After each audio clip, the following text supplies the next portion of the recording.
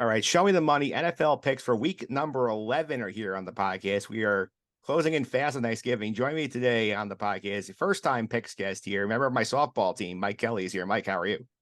Good. How's it going, Mike? Doing pretty good. And Mike, like me, is a big Jet fan, but I never got the origin story for you. When did you become a Jet fan? How did that happen? The first memory of a Jets game that I have is '03, watching with my dad, but I was born into it, unfortunately. Yeah, you make me feel old because I have memories of 1998 Jets. Yeah. It's about 20 years of heartache and misery for me, but we'll see. Hopefully next year, knock on wood, things look a little better. Yeah, I mean, I remember like a fun story, Mike, with Mike's Jet fandom here is like I learned the lesson never to buy the jerseys for the quarterbacks. I think after Sanchez, Mike Kelly basically bought the Geno Smith jersey year one, and that did not work out very well. Had the Geno Smith jersey, and then when they went out and got Darnold, covered it up with duct tape Yeah, and wrote Darnold on it instead. yeah, And eventually just had to retire it because it was no good. yeah, yeah. I have two new ones this year. I got Rodgers. Of course, you have to get Rodgers when he comes. And I got Garrett Wilson in the legacy jersey, so I'm happy about that purchase. Oh, nice. I was gonna get the Rodgers legacy jersey. That's a sharp looking jersey. That's actually one of the better looking jerseys I think in the whole league this year. Yeah, I feel next year those are going to be the permanent jerseys. I feel like they're getting ready to get rid of the current ones. The current one's not that good. I'm really hoping so. The current ones that they look too much like arena football jerseys. I never really liked them. They're like I don't know. They look like knockoff CFL jerseys. Yeah. But I'm looking forward to a rebrand next year just because this this all gas no brakes brand of Jets football in those jerseys has not been an exciting era. Yeah, give me the green version of that legacy jersey. I'd be very happy. Yes, exactly. A green one, a white one, and keep it simple. I don't need a black one. I just need a green one and a white one. And bring back the blue and gold too. I like those Titans blue and gold jerseys. That's a hot take on the internet. Yeah, I know. And it's one that I'll stand by. I like it. I like that color scheme. I like that, they have Titans history. Bring it back. Yeah. Well, I don't think they're gonna bring that one back, but we got to talk about what happened last week here with this Raider game. Admittedly, I was working at Iona University on the weekend. I missed the first half of this game, caught the second half of the game, so I saw the end of this disaster again. So, like, what's your takeaway from the game? Well, you didn't miss anything electrifying. The game was ugly, just as every Jets game has been for the last month. Couldn't get anything going on offense. Defense was doing its job, holding it down. Saw some things that I liked. Saw some things I've noticed that I'm not by any means a Zach Wilson defender, but I think over the last couple of weeks hasn't played the worst football of his career.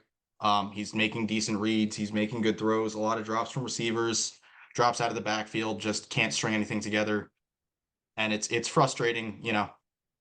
Seeing things work and then getting into the red zone, and then he runs out on the 1 yard line. Uzoma gets one called back. They get another one called back, and it's just like, thing after thing. They can't even buy one these days.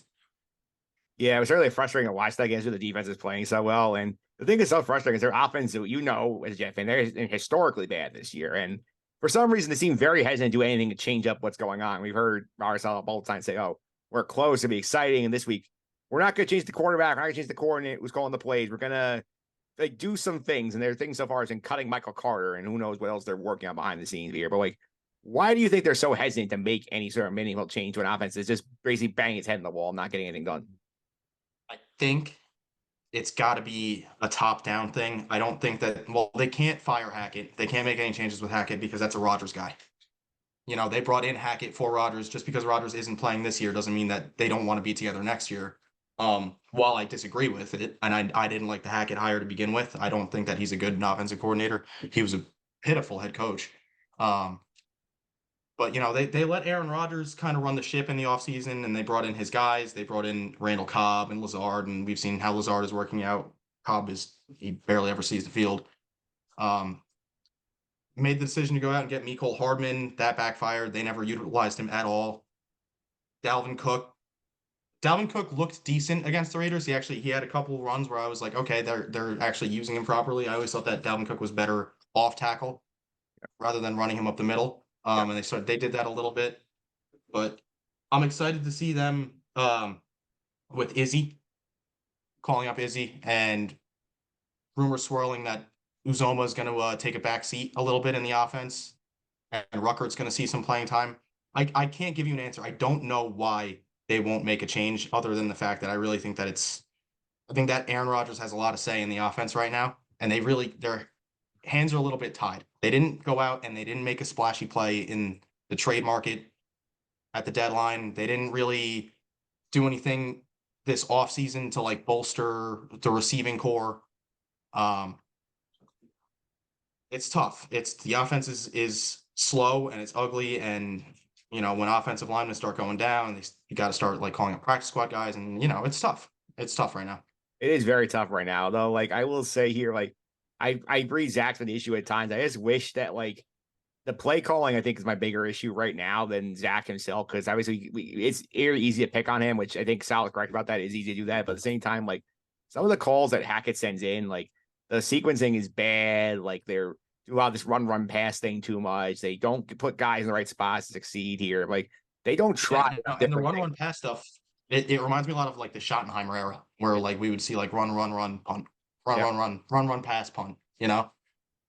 Yeah, and like I feel like the run design's not creative either. A lot of times I'll run into the middle of the line when they're blitzing the entire house to stop the run. It doesn't work. Yeah. Yeah, it's a lot of like as my dad would say, everybody in the arena knew they were going to run on that play. You Yeah. know, like you don't have to be a defensive mastermind to figure out they're going to run the ball on this play. Yeah, and plus, I mean, now we got the players only meeting this week on offense, so who knows what that actually does. Anytime I hear those player only meetings, and I feel like the Jets have one every year now, Yeah. it just doesn't bode well. And like Garrett Wilson's a great locker room guy, and I love his passion and his like fire. But these player only meetings, they don't get you too far. And then I saw the report that when Michael Carter got cut, and then they were interviewing Israel Abanikanda, and somebody shouted out Michael Carter in the background. Like that's Not a you good, lose locker rooms when you make decisions like that, and it's just not good practice. not a good sign. No. No. And this week they got a very interesting game against Buffalo here, which is something of their own right. I think they've lost like 4 out of 5. They're back at 500. They just fired their offensive coordinator here, and like this is a team the Jets have played well against the last few years. I mean, they could have swept them last year if Mike White's ribs don't explode on that hit by Matt Milano. So I think it's interesting to see how this game plays out tonight, because like you're in that cycle of the week at this point where you're sitting here, the Jet fan like always seems to like start talking yourself back into, oh, they could be in this game. They could find a way to win. It's funny because like playing the Bills shouldn't be a get right game, but the way that the Jets have played the Bills for the last couple seasons, like they kind of have their number. Like I could see this being a game where they get back to their formula. The defense makes some plays. Josh Allen's a turnover machine right now. Confuse him on the defensive end and make something happen. Force a turnover and score. That really they just got to get in the end zone. Yeah, As long as they can get the ball in the end zone, because their defense is playing phenomenal. They're flying out there. yeah. And I think, as I said, Josh Allen has issues with the Jet defense. And I think if there is a team under more pressure than the Jets right now, it's Buffalo, because Buffalo right now feels like they are starting to see the season spiral away from them. Yep, definitely. And the Bills are definitely on the hot seat a little bit. Things the last couple weeks have not gone their way. A couple of unlucky bounces, Yeah. happens like that though. Yeah, we'll be sure. We'll see what happens on Sunday afternoon, see the Jets getting back on track here. But we'll get to the NFL picks, the reason why you're here. My friend Justin Diaz came on last week here. He went 1-2 on the week. He had the Bengals laying 6.5 against the Texans. They blew the big lead in the second half and lose that game outright. You had the Seahawks laying 6. They won but did not cover. You had the Lions. We locked in early at a point and a half. They got one right. That one right. So 1-2 for Justin on the week. I had a better week. I went 2-1. I was with him on the Lions, a family play. Got that right. Ravens blew a big lead for me, so I lost that one at -6. But Mike, the 49ers laying 3 turned out to be the best bet of the week because they blew the Jaguars out. Yeah. Yeah, that wasn't even a close football game at all. The Jaguars are an interesting team too. They seem a little fugazi to me. Yeah, so 2-1 on the week for me last year. So far this season, team challenger is 500, 15-15. I'm 18-12, so it's still competitive early on here, but we're gonna make some more picks today. Mike, as the guest, you can go first. So where are you going with your first pick of the week? So first pick of the week, I'm going Vikings +2. When I checked it, it was +2. It might be 2.5 now. +2 against the Broncos. I think that the Vikings are red hot right now. Joshua Dobbs seems to have, fully embraced that team and that city, and they've embraced him back. And they look like they can go on a special little run right now. And who knows? Maybe they could take him a little bit higher this week. Little Yeah, cream joke for you. I will say the Josh Dobbs thing is fascinating too. I like the pick as well because I feel like they're a team like they have so many other pieces here. And Denver, I don't really buy Denver being what they are. I mean, they caught the Chiefs and Mahomes at the flu. They got Buffalo on the way down. I don't think they're as good. I think they're ripe to get picked off here. The Broncos are an interesting team to me, and I don't think that they're as good as their record even says, and their record's not even that good. All right, so we're going with pick two. Pick two, I'm going Eagles plus 2.5 versus the Chiefs. Little Super Bowl rematch. I just love the Eagles this year. I think that what they're doing on offense is special. AJ Brown is uncoverable. The Chiefs, again, they're. I mean, listen, the Jets and Zach Wilson almost beat them. They've almost lost a few games this year that they scraped out at the end. They don't look like the same Chiefs of years past. I really think that this Eagles team is the team to beat in the NFL. So I'm going Eagles plus 2.5.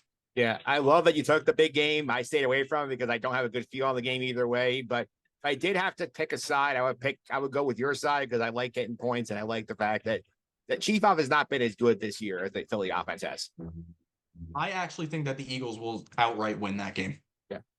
Yeah, certainly a good call here. I could definitely see that happening. We're going with your last pick of the week. Last pick, I'm going with the pick'em Rams Seahawks. Matt Stafford's back. I'm going with the Rams. I just from what I've seen from the Seahawks this year, I don't love that team. They're still trying to figure it out, and they had a decent week last week on offense, but I just think that Rams team with Matthew Stafford can beat that Seahawks team and make it happen.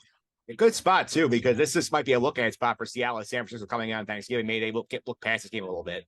Yep. All right, so your picks are on the board. I'm up now here. Pick number one. I'm going with an underdog here. I'm taking the Cardinals getting 4 in Houston against the Texans here. And we saw Kyler Murray come back on Sunday. He leads Arizona to a win against the Atlanta team I don't think is very good. Houston now, everybody's talking about how great they are. They beat the Bengals. CJ Stroud is the best rookie quarterback of all time. They have a big game against Jacksonville next week. Classic look-ahead spot. I feel like this is the spot where I'm getting more than a field goal. Arizona's going to be in that football game. Arizona might win it outright. I'll take the 4 points. I'll take Arizona, pick 1. I think that actually might be the most high-octane, fun football game of this whole weekend, so that's a great pick. All right, so that's pick 1 here. Pick 2. I think just based on the tracker, how the defense is playing here, I'm taking the Jets getting 7 points. Buffalo has been bad against the spread the last month and a half. They're not covering any game like this.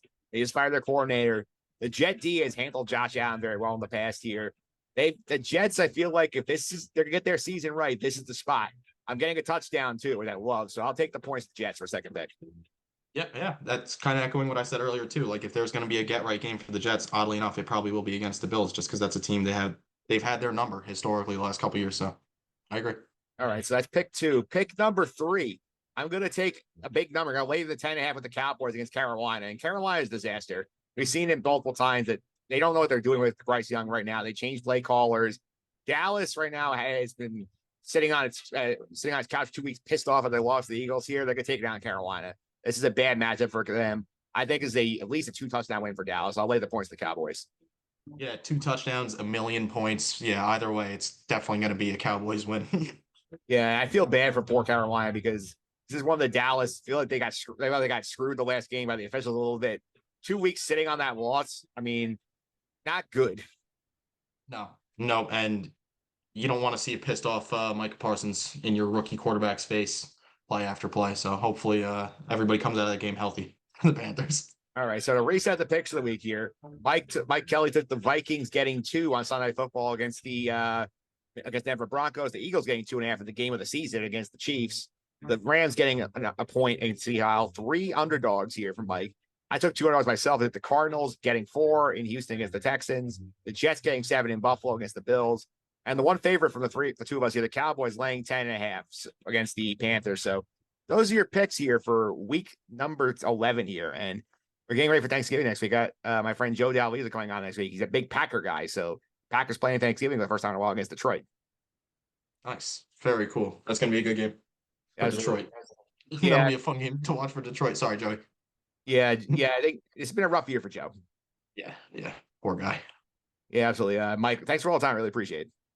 Appreciate it. Have a good one.